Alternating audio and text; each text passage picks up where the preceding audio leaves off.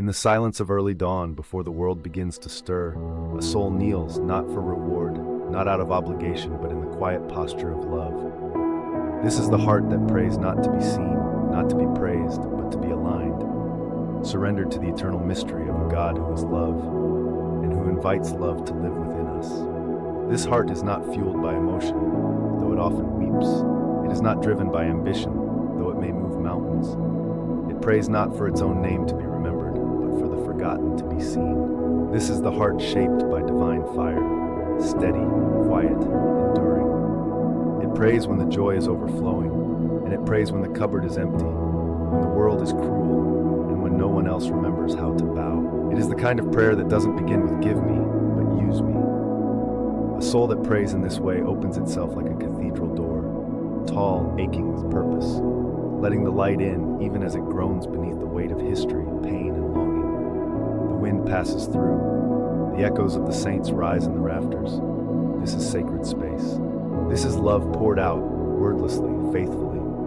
It does not need a witness. Love one another as I have loved you, Christ said, not softly, but as a command, not as a suggestion, but as the blueprint for redemption. The prayerful heart knows that this kind of love, long-suffering, self-emptying, cruciform, is not something one stumbles into.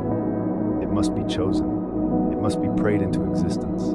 It must be sculpted into the soul with each act of surrender.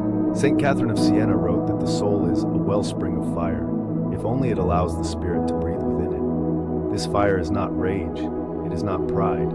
It is the furnace of compassion that burns away pretense, that melts down the false self, that turns prayer into action and action into offering. To pray with this kind of heart is to sit at the foot of the cross and whisper, "Make me like you," not in glory, but in sacrifice, not in might, but in mercy. It is Moses interceding for a rebellious people. It is Mary saying yes to a future she cannot see.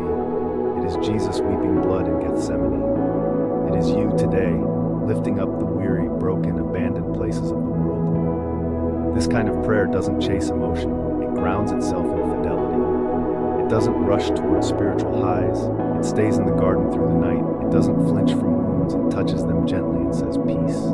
To pray this way is to become Eucharist, to be broken and still bless, to be consumed and still offer joy, to become the meal for others in their famine of hope. It is in these moments, when your hands ache, when your chest tightens, when you are forgotten by the ones you prayed for, that your prayer becomes truest. That is when heaven leans close. Because this is the prayer of martyrs and mothers, of those who held no fame but held their families through despair, of those who forgave from prison cells, of those who rocked crying children with empty stomachs and tired hearts and still sang lullabies. To pray with love that doesn't keep score, that doesn't measure return, is to pray like Christ. As the Catechism says, prayer is the raising of one's mind and heart to God. But to raise it with this depth, to offer not just time, but one's whole self, is to climb the altar of daily life and place the very heart upon it. Not out of guilt, not out of fear, but out of knowing this truth. I am not mine. I was made for love. The world says this is foolish. It shouts, protect yourself, guard your time, keep your dignity. But the saints beckon you to another path, the narrow one where dignity comes from emptying, not hoarding. The heart shaped by this love stops asking, what do I get? And begins to whisper, what can I give? It stops saying, why me? And begins to say, send me. This is not a surrender that weakens. This is surrender that makes the soul indestructible. Because in giving itself away, the heart finally finds its home. St. Teresa of Calcutta once said, prayer enlarges the heart until it is capable of containing the gift of God Himself. That is the miracle. The stretching of the soul not for prestige, not for power, but to carry the very heartbeat of God into the forgotten corners of the world, into nursing homes, into war zones, into classrooms and jail cells and soup kitchens, into the hearts of enemies, into your own wounds. And when it feels like your prayer is falling into silence, when heaven seems quiet, when you wonder if your whispered sacrifices matter, remember, the cross was not applauded either. It was met with betrayal, abandonment, mockery, and death. But it was the greatest act of love the world has ever known. That same love, when reflected in your soul, becomes a doorway for grace. So if you are weary, pray anyway. If you are unseen, bless anyway. If you are mocked, forgive anyway.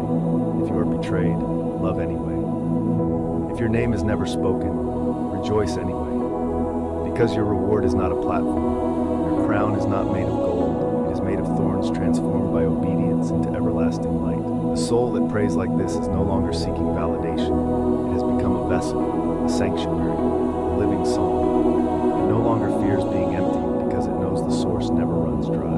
This is the prayer that restores marriages, melts hatred, softens prisons, and heals memories. It is the prayer that doesn't just ask for miracles, it becomes one. This is your call. This is your gift. You were made to love without counting the cost, to pray until prayer becomes breath, to live until life becomes offering, to love until love becomes eternal.